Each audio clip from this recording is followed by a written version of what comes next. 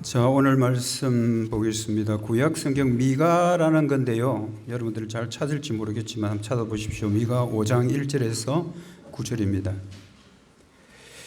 구약 성경입니다. 신약 성경 아니고요. 구약 성경 1294쪽에 있습니다. 미가서 5장 1절에서 9절. 성경 가지신 분은 성경을 찾으시고요. 성경이 혹시 없은 분은 앞에 자막 보시면 될 것 같아요. 자, 미가서 5장 1절에서 9절을 제가 봉독하겠습니다. 구약 성경 1294쪽입니다. 미가서 5장 1절에서 9절을 제가 봉독할 테니 하나님 말씀 한번 들어보십시오. 딸 군대여, 너는 때를 모을지어다. 그들이 우리를 애워쌌으니 막대기로 이스라엘 재판자의 뺨을 치리로다. 베들레헴 에브라다야, 너는 유다 족속 중에 작을지라도 이스라엘을 다스릴 자가 네게서 네게로 나올 것이라. 그의 근본은 삼고에 영원에 있느니라. 그러므로 여인이 해산하기까지 그들을 붙여두시겠고 그 후에는 그의 형제 가운데 남은 자가 이스라엘 자손에게로 돌아오리니 그가 여호와의 능력과 그의 하나님 여호와의 이름의 위엄을 의지하고 서서 목축하니 그들이 거주할 것이라. 이제 그가 장대하여 땅끝까지 미치리라. 이 사람은 평강이 될 것이라. 아수르 사람이 우리 땅에 들어와서 우리 궁들을 밟을 때에는 우리가 7 목자와 8 군왕을 일으켜 그를 치리니 그들이 칼로 아수르 땅을 황폐하게 하며 니므롯 땅 어귀를 황폐하게 하리라. 아수르 사람이 우리 땅에 들어와서 우리 지경을 밟을 때에는 그가 우리를 그에게 건져내리라.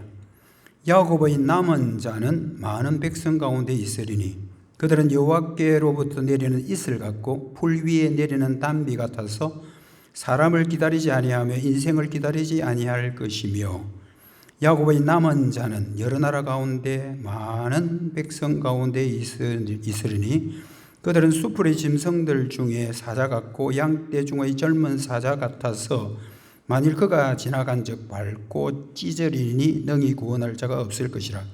네 손이 네 대적들 위에 들려서 네 모든 원수를 진멸하기를 바라노라. 아멘. 말씀이 좀 어렵죠. 저도 뭔 말인지 잘 모르겠습니다. 연구를 해야 알지. 자, 오늘 말씀 제목은 다스릴 자입니다. 한번 같이 읽어볼까요? 시작. 다스릴 사람, 이런 뜻입니다. 다스릴 자, 다스릴 사람. 도대체 누구? 자, 오늘 우리가 읽어보면 좀 어렵지만 그냥 이거 하나만 이해하면 다 됩니다. 미가 선지자는 메시아가 오심으로 남은 자가 새로워질 것을 예언한다. 말씀은 참 어렵지만 그냥 간단하게 한마디로 하면 이겁니다. 미가 선지자, 메시아가 오심으로 남은 자, 오늘은 남은 자가 새로워질 것을 예언한다. 미가 선지자가 예언했다 이 말이고요. 오늘 설교는 이런 주제로 합니다. 우리는 예수님 안에서 새롭게 된다. 간단합니다. 우리는 예수님 안에서만 새롭게 된다. 이게 오늘 설교 주제예요. 제가 몇 살인지 아십니까? 잘 모르죠, 제 나이를. 제가 1958년 1월 21일생입니다. 1958년생입니다. 그러면 여러분, 우리나라 6.25 동란이 있었잖아요. 그게 언제예요? 1950년이잖아. 나는 58년에 태어났다니까.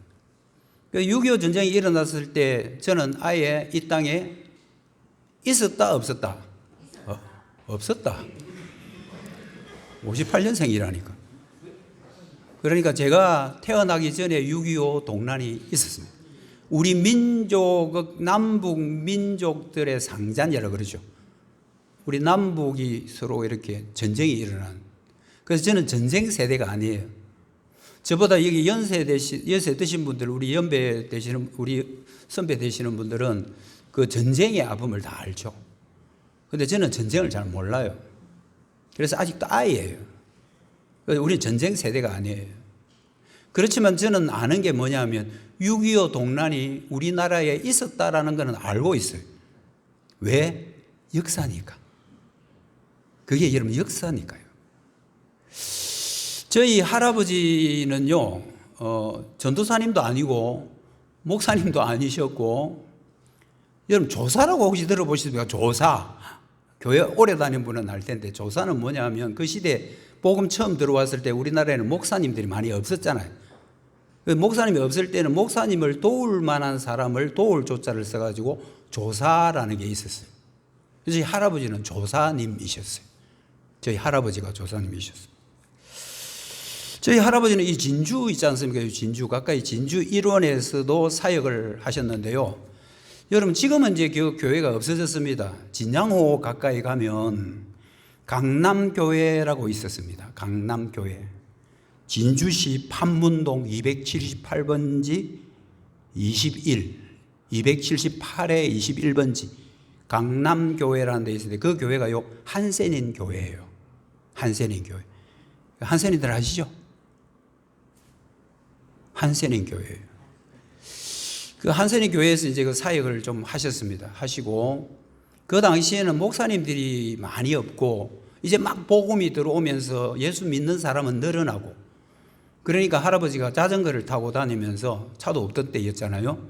자전거 타고 다니면서 이쪽 교회도 가서 설교하고, 저쪽 교회 가서 설교도 하고, 설교권은 없지만, 이제 목사님이 허락을 해 주셔서, 이곳에 설교하고 설교했던 분이 저희 할아버지예요.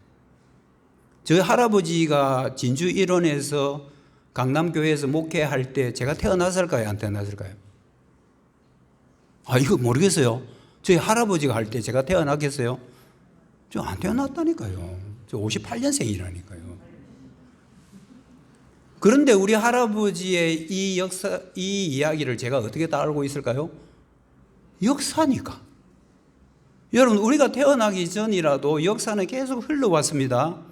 오늘 여러분 그 생각 좀 하셔야 됩니다. 지금 우리는 2024년 12월 달에 지금 8일 날 이 자리에 앉아 있지만 여러분들이 태어나기 전에도 역사는 계속 흘러 내려왔다니까요.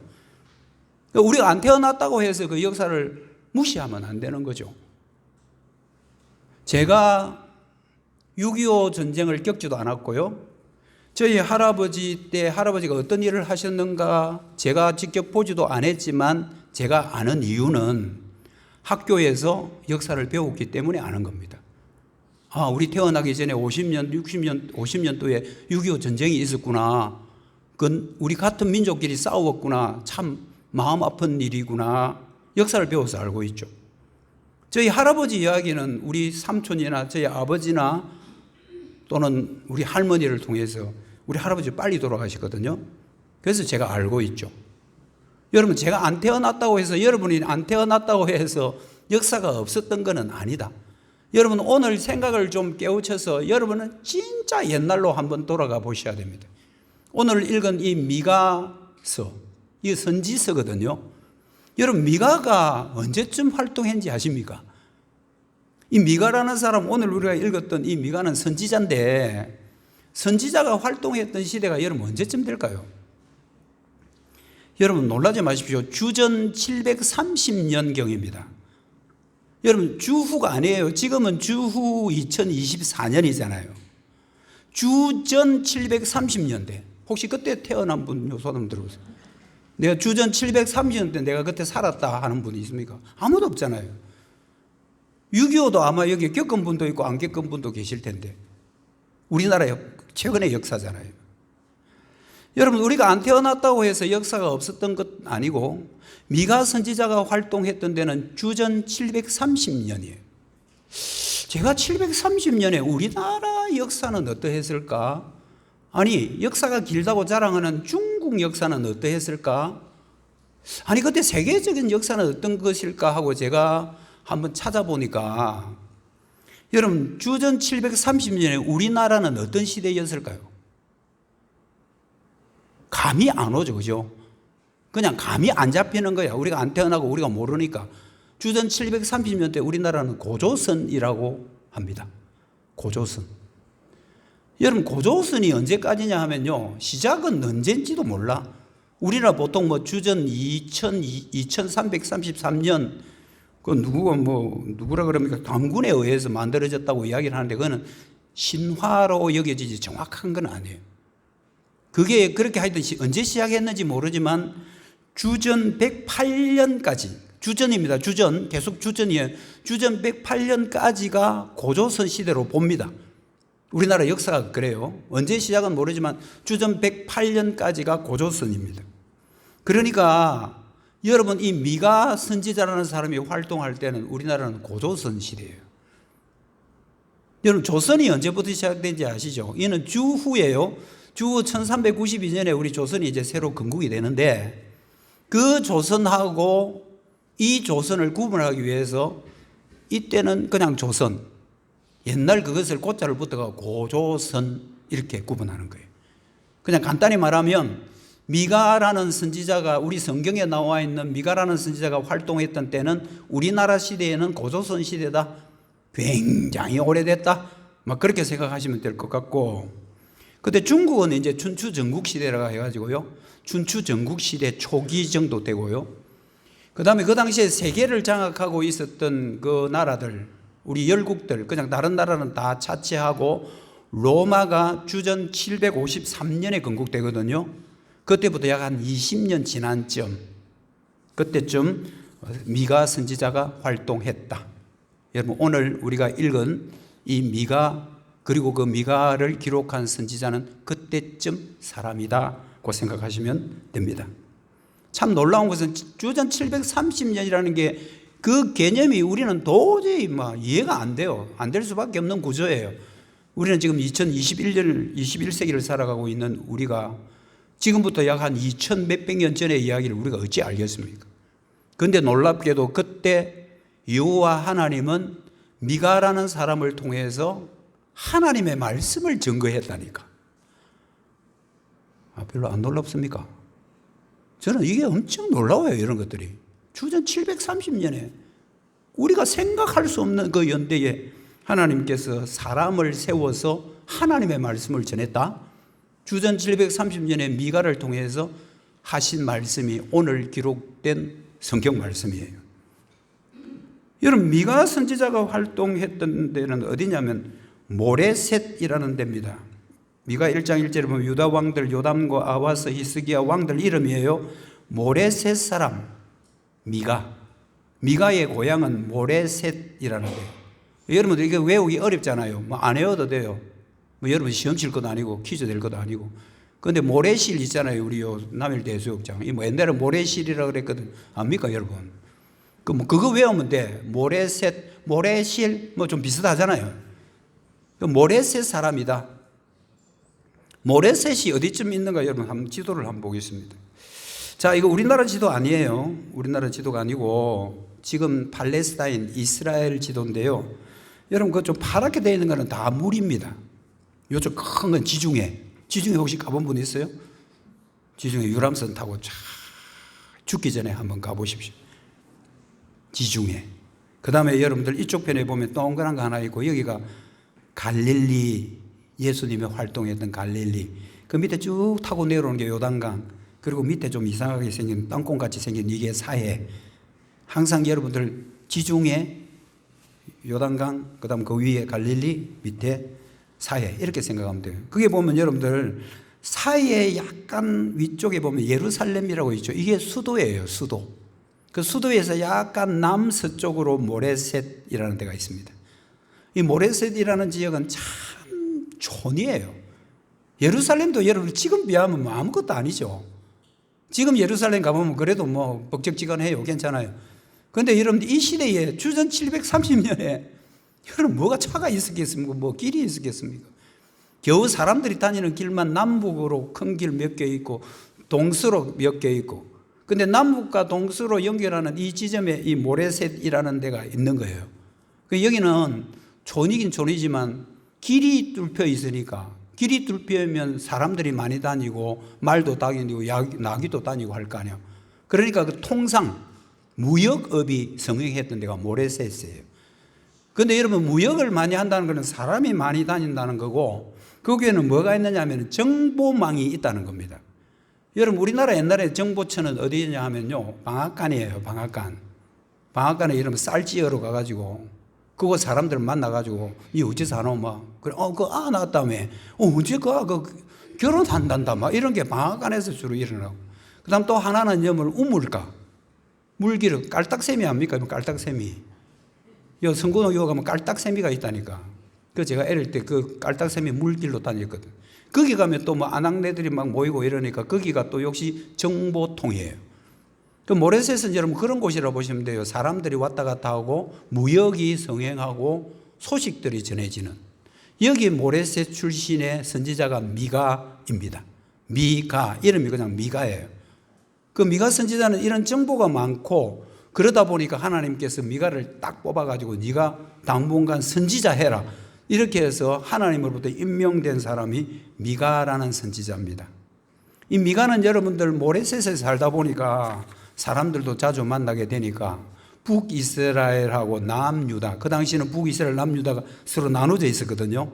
솔로몬 왕 이후에 나라가 분열이 돼버려요. 우리나라 비슷해요. 북한, 남한 있듯이 북이스라엘에 있고 남유다가 있는데 이 사람은 북이스라엘 소식도 듣고 남유다 소식도 듣고 그러니까 하나님께서 그런 사람을 뽑아서 선지자로 삼은 거예요. 그런데 재밌는 거는 이 미가라는 사람의 이름입니다.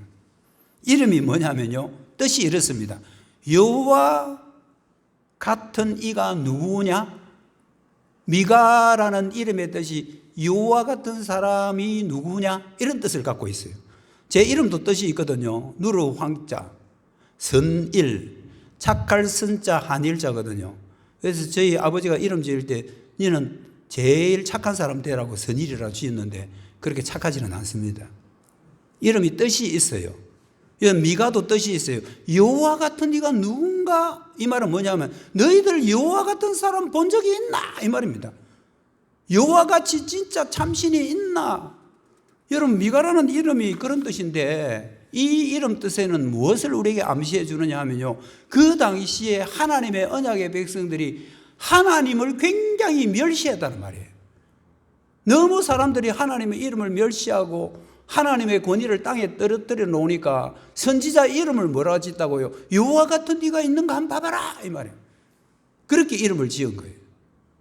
그 당시에 여러분 분위기가 뭐냐 하면 하나님의 언약의 백성인 북이스라엘이나 남유다 사람들이 하나님을 높이고 하나님 앞에 예배해야 되는데 하나님을 굉장히 무시하고 하나님의 말 안 듣고 자기 마음대로 살았던 시대가 미가 선지자 시대입니다. 여러분, 미가 선지자는 잘 몰라도 같은 시대에 이사야라는 선지자가 있었습니다. 이사야 선지자는 여러분 잘 알잖아요. 그게 대선지서와 소선지서의 차이예요. 대선지서 이사야 시대에 미가도 활동했는데 이 시대의 사람들이요 참 못났어요. 계속 원망하고 불평하고 하나님이 좀 잘 해주면 하나님한테 다 하나님 예배합니다, 하나님 사랑합니다, 찬양합니다 하다가 뭔가 꼬이면 그냥 하나님이 어디 있는지도 모르고 자기들이 주인처럼 살아가는, 이게 죄악된 인간의 본성이에요. 여러분, 이거 꼭 가셔야 돼요. 이스라엘 백성들 보면요 계속 원망해요. 우리 목요일날 성경 공부했지만요 출애굽기 지금 16장 하거든요. 계속 원망해요. 매 절마다 원망, 불평, 원망, 불평. 물이 없다, 배가 고프다, 먹을 거 안 주나, 원망, 불평. 이게 여러분들 이 시대, 미가 시대의 사람들이었습니다. 하나님이 화가 난 거예요. 왜 화가 나냐면 이스라엘 백성들이잖아. 하나님의 백성들이잖아. 오늘 같으면 교인들이잖아. 하나님을 믿는 사람들이잖아. 하나님을 믿는 사람들이 자기 마음에 안 들면 하나님 욕하고 하나님 내 동댕이 치고 모른다 하고 하나님 기분 안 좋죠. 화가 난 거예요. 그래, 얘들 매를 좀 쳐야 되겠다. 더 매 좀 맞자. 그렇게 해서 첫 번째 타겟가 바로 북이스라엘입니다. 그러면서 북이스라엘에게 뭘 그러냐면 너희들 그렇게 자꾸 그렇게 하면 너희들 망한다. 너희들 계속 그렇게 하면 너희 나라 망한다. 이걸 미가라는 선지자를 통해서 예고한 거예요. 그게 오늘 본문입니다. 5장 1절 한번 볼까요? 딸 군대여 너는 떼를 모을지어다. 그들이 우리를 애워쌌으니 막대기로 이스라엘 재판자의 뺨을 치리로다. 여러분, 이 말 좀 어렵잖아요. 그럼 제가 해석해 드릴게요. 딸 군대여 너는 떼를 모아라. 이게 뭐냐면요, 앞으로 너희들 곧 나라 망하고 포로로 다 끌려갈 거니까 그냥 대충 모아놔라 이 말입니다. 대충 그냥 줄 안 써도 된다. 그냥 모아놔라. 어차피 포로로 잡혀갈 거니까 이 말이에요. 근데 여러분 군인 같으면 그러면 안 되죠. 오와 열을 딱 맞춰가지고 딱 줄 서가지고 착착착 움직여야 되는데 너 어차피 다 포로로 잡혀갈 거니까 그냥 떼 모으듯이 모아놔라 이 말입니다. 근데 그 더 안타까운 것은 그 뒤에 나옵니다. 그들이 우리를 에워쌀 거다. 아수르 군대예요. 아시리아. 역사에 나오잖아요. 아시리아 군대가 내려와서 이스라엘을 포위할 거다 이거예요. 포위하면 이스라엘 백성들은 전부 다 오합지졸처럼 모여가지고 금방 포로로 잡혀가려고 이렇게 막 그냥 모여 있고, 그리고 그때 적장이 와가지고 이스라엘의 왕을 작대기로 작대기로 이스라엘 재판자의 뺨, 재판자는 왕이라는 뜻이에요. 왕의 가장 중요한 것은 재판이니까 재판자의 뺨을 치는 거예요. 여러분 한번 생각해 보십시오. 적군이 쳐들어와가지고 이스라엘 백성들을 보위하고 있고, 우리나라에 왕이 있는데 그 왕을 무릎 꿇혀가지고 그 뺨을 때리고 있고, 여러분 백성들 눈앞에서 그거 보면 여러분들 꼭지가 안 돌겠습니까? 그리고 좀 있다가 이 백성들 전부 다 포로로 잡혀갈 거고. 여러분 이 시대가 오늘 이 시대가 아니고요, 730년 그 지경의 미가 시대의 모습입니다. 우리나라도 굉장히 큰 아픔이 있었잖아요. 나라 뺏긴 아픔. 물론 저도 그때 태어나지도 않았어요. 그러면 역사를 통해서 다 배운 거예요. 우리 조선도 나라가 망한 때가 있었죠. 일제로부터 수치를 당했습니다. 일본 제국 일제. 수도 한양이 함락됐고요. 백성들이 많이 학살당했습니다. 문화재 뺏기고요. 그 당시에 도공들, 그릇 만드는 진짜 참 기술자들, 우리나라는 백제시대부터 여러분들 도공들, 장인들이 굉장히 많았거든요. 우리나라 사람들 이 손끝이 굉장히 매워요. 맵다는 건 뭐 사람 때리면 아프다 이 말이 아니고 뭐를 해도 잘 만든단 말입니다. 우리 여자분들 바느질 잘 하죠. 옛날에 여러분들 양말 빵꾸 나면 거기 전구 넣어가지고 다 끼워서 썼잖아요. 한국 사람들만큼 이 손끝이 매운 사람들이 진짜 세계에서 없어요. 이런 도공들, 장인들 전부 다 일본으로 다 끌고 가버렸죠. 그때 우리나라 왕비 명성황후가 살해되기도 했고요. 그뿐이니까 외교권 박탈됐죠. 토지 다 빼앗겼죠. 언어, 우리 말 뺏겼잖아요. 한국말 못하게 하고 일본말 해라 그랬잖아요. 이놈의 새끼, 저놈의 새끼, 시몬의 새끼 막 이러고. 일본말 아닙니다. 언어, 문화 다 말살됐죠. 남자들은 강제로 징용당해갔고요. 여자들은 뼈아프게 위안부로 잡혀갔고요. 이게 여러분들 우리나라도 한때 나라를 잃었던 슬픔입니다. 이렇게 지금 북이스라엘은 아수르에 의해서 나라 망하고 포로로 잡혀갈 거야 라고 예고한 선지자가 미가입니다. 그런데도 참 중요한 지도자들이 정신을 못 차려요. 지도자가 잘해야 되거든요. 이스라엘 백성을 다스리고 통치할 지도자들이 완전히 타락했습니다. 이 당시에 제대로 된 지도자 한 명만 있었다 하더라도 이런 수모를 당하지 않았을 거예요. 한마디로 말해서 다스릴 자가 없던 시대입니다. 여러분 우리 한국교회, 요즘 우리 한국교회의 가장 큰 근심거리가 뭐냐 하면요, 제대로 된 지도자가 없습니다. 그리고 우리 어릴 때까지만 해도 우리 기독교가 한마음 한뜻으로 다 모으면 제대로 모아지고 어른이 있어가지고 어른들이 한마디 하면 교인들이 전부 다 따라가고. 그러나 오늘 이 시대는 한국교회는 어른이 없다는 말을 자주 하기도 하고 듣기도 합니다. 한국교회 지도자가 강력한 카리스마를 가진, 그래서 약 한 750만 정도, 한 680만 정도 보기도 합니다만 기독교인들을 다스릴 자가 없는 게 안타까움입니다. 그래서 한국 기독교가 하나 되지 못하고요, 우리 기독교가 세상 속의 빛과 소금이 되어야 되는데 그 역할도 못하고요, 지금 이런 지경입니다. 이거 마찬가지로 미가 시대에는 다스릴 자가 없어가지고 나라 뺏기고 임금이 눈알이 뽑혀가지고 잡혀가고 적장 앞에서 뺨치는 수모도 당하고 하나님의 이름은 땅에 떨어진 이 시대입니다. 여러분, 이 지도자들이 얼마나 타락했는가를 성경 미가서 3장은 잘 묘사해 주고 있는데요. 미가서 3장 5절에 보면 내 백성을 유혹하는 선지자, 이 선지자는 말씀을 전하는 자들이잖아요. 오늘 같으면 저 같은 설교자잖아요. 내 백성을 유혹하는 선지자들이 이에 물 것이 있으면 이겁니다. 이거 이에 물 것이 있으면 평강을 외치고 입에 무엇이 채워지지 않으면 먹을 게 없으면 전쟁을 준비하는도다. 여러분, 이게 뭡니까? 선지자는 하나님의 말씀을 듣고 그대로 전해야 되는데 선지자가 자기 이에 물 것이 있으면 평화, 피스, 평화입니다, 자유입니다 이렇게 외치고 입에 뭐가 안 채워지면 전쟁 날 거야, 너 죽을 거야 라고 외쳤다는 거예요. 하나님의 말씀이 기준이 아니고 자기 기분에 따라서 이 말도 하고 저 말도 했던 게 그 시대, 주전 730년의 미가 선지자 시대. 지도자의 타락을 계속 좀 볼까요? 3장 9절에서 10절에 좀 깁니다만은 간단히 말하면 이겁니다. 왕은 뇌물을 받고 재판하고요. 제사장은 싹을 위하여 교훈하고요. 선지자는 돈을 위하여 점을 쳤다. 뭐 다른 거 안 읽어도 여러분 다 이것만 보면 알겠죠.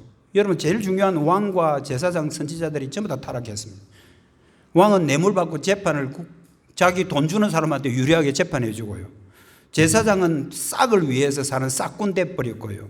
선지자는 돈 때문에 점을 쳐주는, 하나님의 말씀을 전하는 게 아니고 점 쳐주는 점쟁이가 돼버렸다. 주전 730년의 이스라엘의 모습입니다. 직분자들이 총체적으로 타락했다는 말이에요. 그럼 소망이 있습니까? 이 이스라엘 남유다가 이런 무슨 소망이 있겠습니까?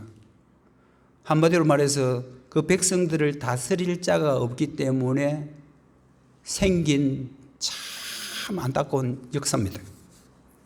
그러나 참 다행스럽게도 하나님은 미가 선지자를 통해서 참 반전의 메시지를 전하는데요.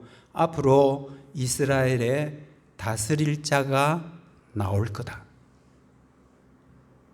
지금 이 모양 이 꼴이지만, 지금까지 다스릴 자가 없어서 이 모양 이 꼴 됐지만, 다스리는 지도자들이 그렇게 타락해서 이 모양 이 꼴이지만, 그러나 다스릴 자가 나올 거다. 이게 여러분들 우리에게는 너무 희망적인 메시지입니다. 2절 한번 볼까요? 베들레헴 에브라다야, 너는 유다 족속 중에 작을지라도 이스라엘을 다스릴 자가 네게서 나올 거다. 이거는 여러분 베들레헴이라는 동네인데 그 동네를 의인화시킨 겁니다. 이건 동네는 사람이 아니잖아요. 그런데 동네를 마치 사람처럼 말하는 거예요. 야, 베들레헴 있잖아, 베들레헴아, 너에게서, 너는 지금 작은 촌락이고 정말 촌이지만 네한테서 다스릴 자가 나올 거야. 앞으로 다스릴 자가 베들레헴에서 나올 거야 라는 것을 미가 선지자가 예언했습니다. 여러분, 다스릴 자는 누구겠습니까? 여러분, 다스릴 자는요, 구약 성경에서는 하나님이라고 봅니다. 왜냐하면 주관자니까요. 하나님은 우주 만물을 창조도 하셨고요, 창조하신 모든 우주 만물을 지금도 통치하고 다스리고 계시거든요. 하나님께서 해, 달, 별 다 만들었는데 해, 달, 별을 지금도 끈끈하게 딱 조직적으로 다 하나님이 다스리고 계시거든요. 안 다스리면 서로가 난리가 나요. 서로 막 별끼리 충돌을 하고요. 달하고 막 태양이 이 질서 있게 움직이게 되는데 막 지 맘대로 움직여서 서로가 부딪히고 난리가 나요. 밤도 없고 낮도 없고 이상한 세상이 되는 거예요. 그런데 하나님이 전부 다 지금 다스리고 계시거든요. 그래서 성경에 말하는 1차적으로 다스릴 자는 삼위일체 하나님이시고요. 그 다스릴 자의 어깨에는 뭘 맸다고요? 정사를 맵니다. 이사야 9장 6절입니다. 같은 시대의 선지자 이사야 9장 6절에 어깨에 정사를 맸다. 이 정사가 이런 뭘까요? 정사가 통치권, 왕권입니다. 그 다스릴 자의 어깨에는 통치권이 있다. 그렇게 해서 공평과 정의로 나라를 다스릴 참된 다스릴 자가 나올 거다. 우리 그런 말 하잖아요. 난세의 영웅 난다, 이 말. 난세의 영웅이 난다. 그 난세의 영웅이 우리나라 조선시대에 누굽니까? 이순신이라는 사람입니다. 그 영웅이라는 영화도 만들어냈잖아요. 난세의 영웅입니다. 일본이 막 왜군들이 쳐들어왔을 때 난세잖아요. 어려운 시대. 그 어려운 시대의 영웅이 이순신이 난다. 그렇지만 이순신도 결국 죽죠. 잠깐만은 영웅이 될지 모르지만 영원한 영웅이 아닙니다. 그런데 지금 이 미가서에서 예고하는 다스릴 자는요, 영원한 영웅이고 영원한 정말 참된 통치자입니다. 그럼 이분 누굴까요? 모르겠는데요. 절까요? 윤석열 대통령요? 트램펫이가 이름이. 트램프, 미국 대통령일까요? 아닙니다. 이 다스릴 자가 여러분 누군지 한번 살펴봅니다.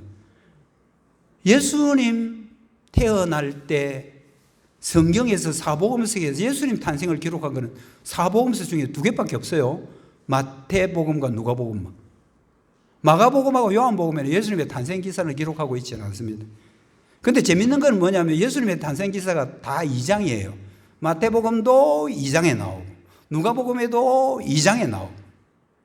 그래서 여러분들 한번 딱 뽑아보니까 마태복음 2장 1절에 헤롯 왕이 다스릴 때에 유다 베들레헴에 아기가 태어났다. 누가복음 2장 1절에서 7절까지를 또 요약해보면 가이사 아구스도가 영을 내려 천하를 다 호적 처분해라 할 때 요셉도 다윗의 집 족속으로 갈릴리 나사렛 동네 유다를 향하여 베들레헴이라 하는 다윗의 동네에 호적하러 갔다가 첫 아들을 낳아 강보로 사서 구유에 누있다. 마태복음 2장, 누가복음 2장에 예수님의 탄생 기사가 나오는데 공통점이 하나 있습니다. 뭡니까? 지명이 공통점으로 나와요. 베들레헴입니다. 참 재밌잖아요. 그런데 오늘 미가서에도 보면 2절에 보면 베들레헴 에브라다야 너는 유다 족속 중에 참 작은 촌구석이지만 그곳에 이스라엘을 다스릴 자가 나올 거야. 베들레헴아. 베들레헴 거기서 다스릴 자가 나온다 했는데 신약 성경 마태복음 누가복음에 보니까 똑같이 누가복음에도 베들레헴, 마태복음에도 베들레헴, 주전 730년에 있었던 미가 선지자도 베들레헴. 여러분들 이 공통점이 뭡니까? 베들레헴이라는 촌 동네가 공통 지명입니다. 여러분 이거 뭘 의미합니까? 주전 730년 그 오래전에 베들레헴이라는 데서 앞으로 다스릴 자가 나올 거라고 예언을 했고 이것이 신약시대의 마태와 누가에 의해서 베들레헴에 아기가 태어났다라는 것이 딱 맞아떨어지는데 여러분 그 구약에 다스릴 자는 두말할 것도 없이 예수님이십니다. 아멘.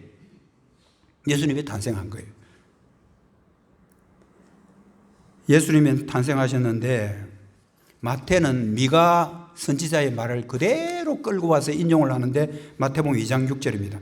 또 유대 땅 베들레헴에 너는 유대 고을 중에 가장 작은 마을이지만 거기에 다스릴 자가 나오니까 너 작은 마을 아니야.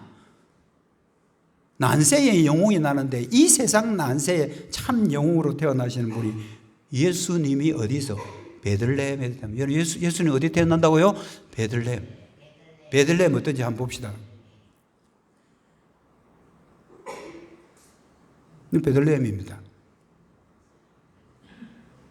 여러분 여기 770m 높이가 고지대에 있는 지금 이제 유적들 이렇게 남아 있는데요. 베들레헴이 여러분들 거기에 막 돌이 있고 풀뿌리 있고 사람도 많이 살지 않는 완전 촌의 촌입니다. 베들레헴. 이 베들레헴에는 인구가 얼마 되지 않고 주로 뭐 하느냐? 목축합니다. 목축. 양 치는 거. 양을 치고요. 그리고 이 당시에 베들레헴도 유다 땅에 들어가기 때문에 로마 통치 아래에 있었습니다. 로마 통치 아래에 있다는 것은 전부 다 세금 내야 돼요. 그러니까 여기 여러분들 육축업 해가지고 농사 조금 이 무슨 척박한 땅에 농사가 제대로 되겠습니까? 겨우 육축 해가지고 나오는 돈 조금 그어서 전부 다 로마가 다 세금으로 다 또 거두가 버리는 거예요. 못 살겠다는 거죠. 못 살겠다는 거지. 경제적으로 너무 어렵다는 거예요. 여러분, 이 시대에 베들레헴이 얼마나 여러분들 열악한 도시였으면 그것에 아기가 하나 태어났는데, 아기가 지금 금방 아기가 태어났는데 이 산모하고 아기를 보호해야 되는데 머물 집이 없어서 아기를 강보에 싸서 구유가 뭡니까 여러분들? 이 소나 이 말이나 이 짐승들이 먹는 이 밥통, 거기에 아기를 누일 정도로 너무나 열악한 환경이 베들레헴이었습니다. 여러분, 한번 물어봅시다. 예수님이 그 큰 도시 예루살렘 이런 데 태어나도 되잖아요. 그런데 예수님은 왜 여러분들 그 총구석에 베들레헴에서 태어났을까?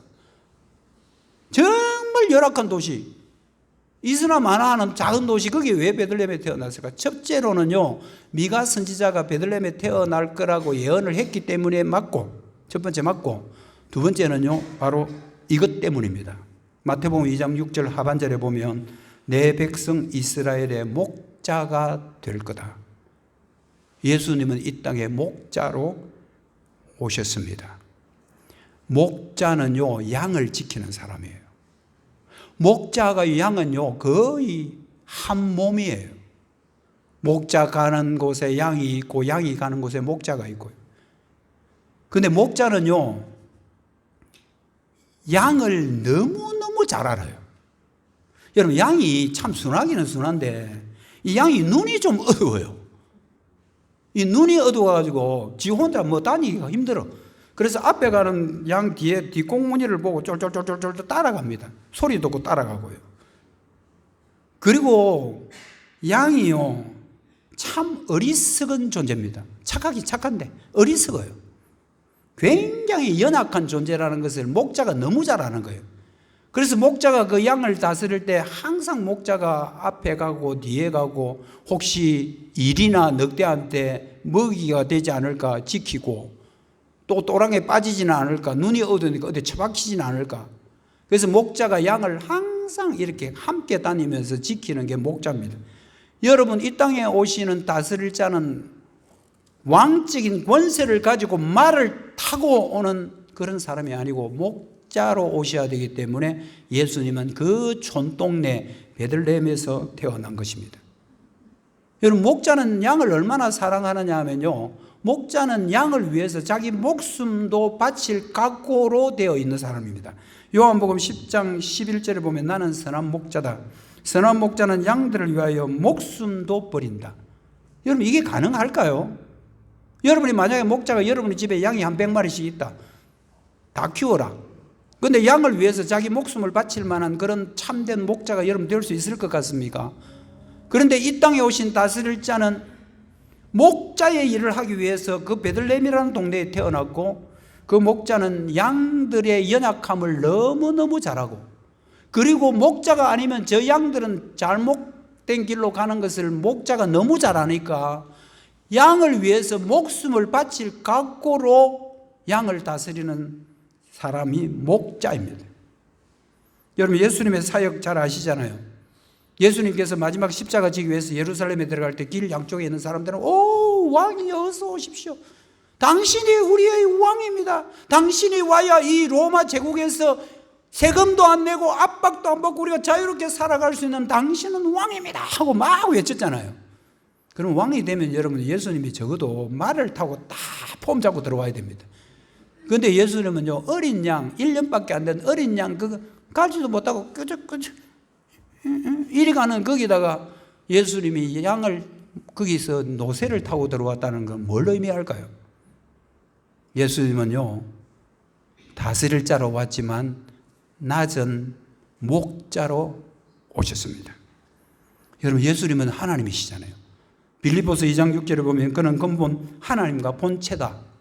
하나님과 동등된 자다. 그러나 하나님의 자리를 취하지 않고 인간의 모양으로 이 땅에 오신 분이 예수님이십니다. 예수님은 자기를 낮추되 땅바닥까지 완전히 낮춥니다. 그래서 여러분들 노새를 타고 들어왔고 나귀를 타고 들어왔고, 예수님은 정말 이 땅에 다스릴 자로 오신 분이긴 하지만 아주 희생적인 목자 되기 위해서 이 땅에 오신 분입니다. 이 목자는 양을 위해서 자기 목숨도 바치는 분이십니다. 예수님은 자기가 낮고 낮은 몸, 결국 어디까지 가셨다고요? 낮추시고 죽기까지 복종하여 십자가에 죽으셨다.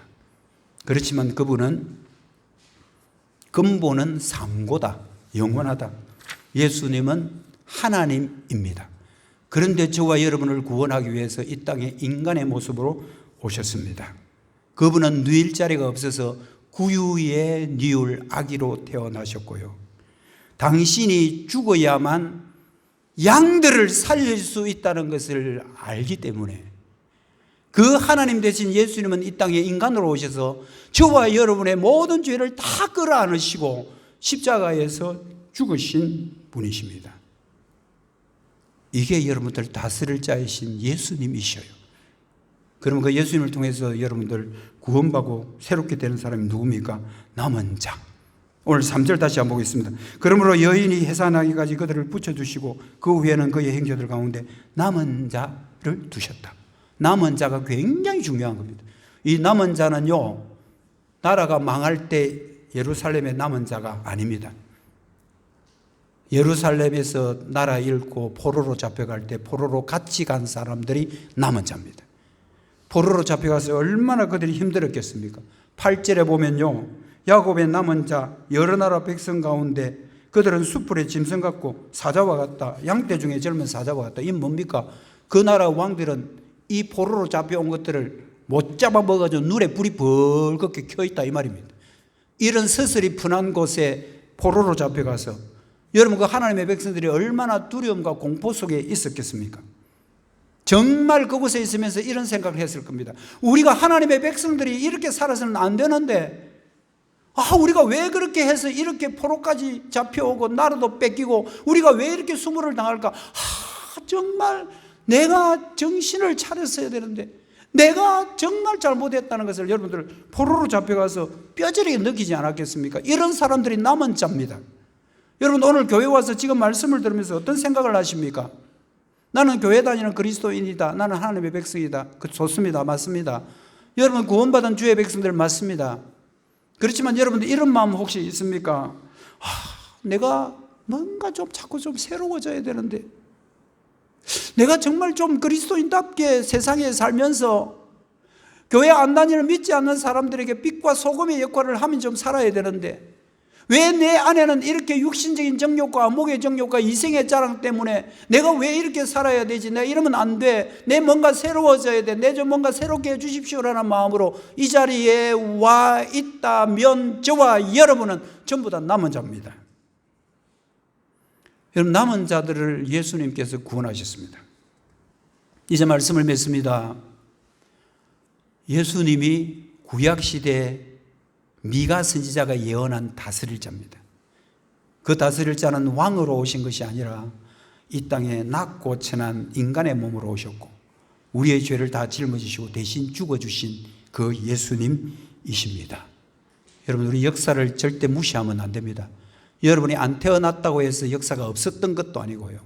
놀랍게도 주전 730년에 이미 우리를 구원할 그 예언을 미가를 통해서 하셨다. 이 사실 여러분 믿으셔야 됩니다. 여러분 세상의 역사도 흘러가지만 여러분들이 꼭 기억해야 될 역사가 하나 있습니다. 따라 하십시오. 구속 역사. 이것을 구속사라고 말합니다. 우리는 일반 역사 속에 살아가고 있지만 우리 기독교인들 믿는 사람들은 하나님의 그 구속의 역사를 확실히 믿어야 됩니다. 성탄절 얼마 남지 않았는데요. 우리 교회도 여러분 줄이 참 이쁘게 해놨거든요. 오늘 아마 점등할 겁니다. 혹시 지나가다가 사진도 하나 찍으시고 그렇게 하십시오. 성탄 알리는 거 중요합니다. 그러나 그것도 중요하고요. 막 연극도 하고 우리는 그런 거 안 합니다. 우리 교회는. 뭐 혹시 그런 거 하고 싶은 분이면 저한테 이야기하십시오. 여러분 노래해라 할게요.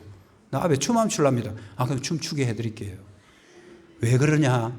그게 중요한 게 아니기 때문에 우리는 성탄이라는 것은 나를 구원하기 위한 예수님의 구속의 역사 속에 있다라는 거. 일반 역사도 그러지만 여러분은 구속의 역사 속에 있다는 거 굉장히 소중하게 여기셔야 됩니다. 성탄은 구속의 역사입니다.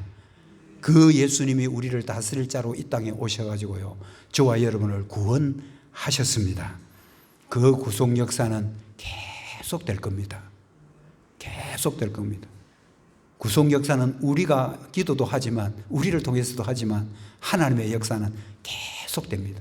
그래서 믿어야 될 자들이 교회에 오게 하나님이 하십니다. 일반 역사가 아닙니다. 구속 역사입니다. 성탄을 여러분들 나를 구원한 구속의 역사라는 사실을 확실히 믿고 이번 성탄을 맞이하는 저도 되고 여러분들 되시기를 주님의 이름으로 축복합니다. 기도하겠습니다. 하나님 감사합니다. 성탄은 하나님의 일반 역사 속에 구원하는 구속의 역사라는 사실을 미가 선지자를 통해서 들었습니다. 주전 730년 생각조차 할 수 없는 그 연도에 우리를 구원할 다스릴 자를 보내겠다고 약속하셨고, 그 약속한 자가 바로 예수님이시고, 예수님 안에서 우리가 구원받았다는 이 놀라운 기적적인 역사에 감탄하고 감격하는 것이 성탄절이라는 것을 우리의 마음에 새깁니다. 일반 역사도 지금 도도히 흐르고 있지만 우리 구속의 역사가 흐르고 있다는 것 꼭 알고, 내가 구속의 역사 속에 구원받았고 앞으로도 구속의 역사가 교회를 통해서 계속 이루어질 것도 믿는 주의 백성들 되게 하여 주시옵소서. 예수님의 이름으로 기도드립니다. 아멘. 270장 부르겠습니다.